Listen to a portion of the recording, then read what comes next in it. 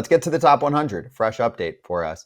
Geoff Pontes joining us. The party is back to 3 here. Geoff, good to see you. So give us a little taste of what the update was like. I think this was an exciting update. I would say that in comparison to maybe past years, with the first in-season update, we were maybe a little bit more aggressive.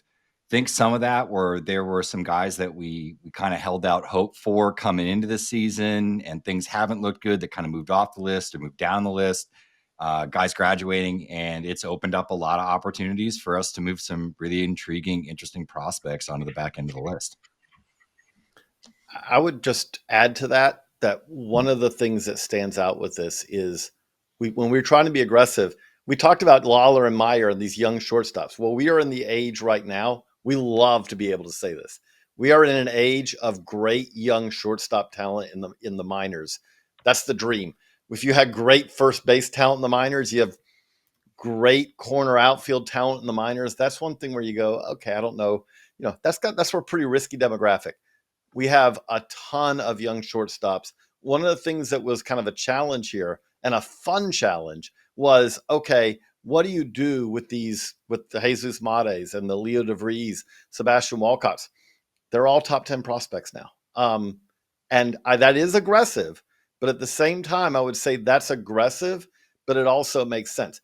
We don't want to say that our top 100 prospects list is a trade value chart, but we do think of it a little bit that way, because the way I would put it is, if someone, obviously there are different needs, there are different teams are in different spots, but if someone wanted to trade for Jesus Mate right now or Leo DeVries, it would be that they would need to offer a king's ransom. It would be an exceptional package.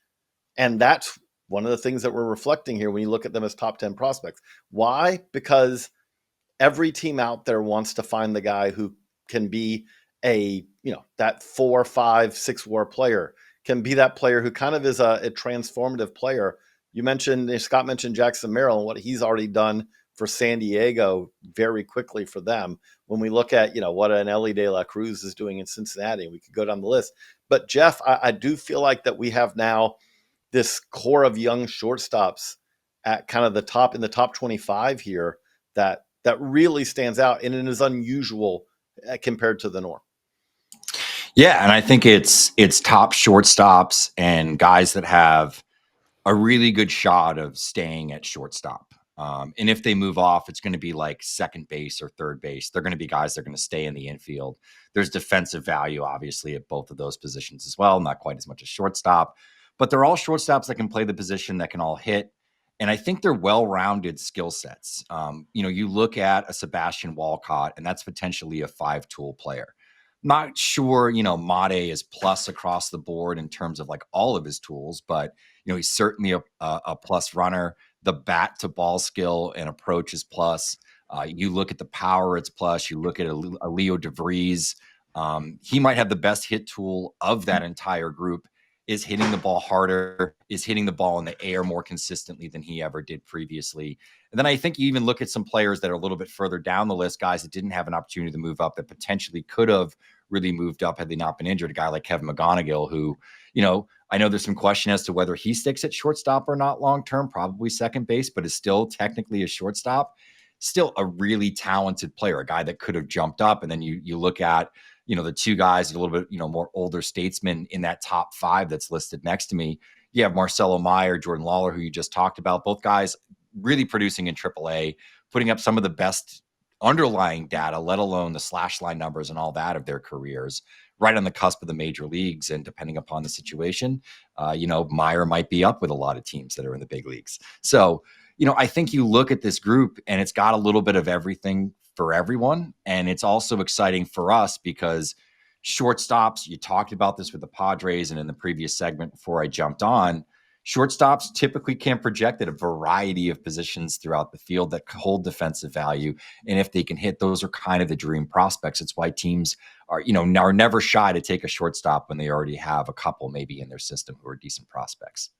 So I want to hit Faller's concerns here, other side, right? The glass half empty side of this list. Yeah, I think the biggest name and somebody that we've broken down before, certainly Colson Montgomery, beyond just even the bad performance, it's AAA. All of that data is obviously public, so we have access and we can look at it.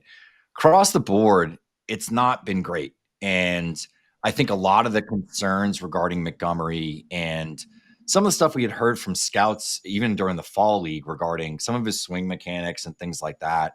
I think, the chickens have sort of come home to roost. And the reality is, at this point, it's hard to sort of look at this player and project him as sort of the above average to plus hitter that, we had expected him to be, and he kind of showed to be early on in his professional career. It's now 2 years that he's really been spiraling in Charlotte. And I think that's, a bit of a concern. Another name that, we can throw out there as well, and I'm sure JJ can talk a little bit more on this one because he's always like to talk some Kumar Rocker.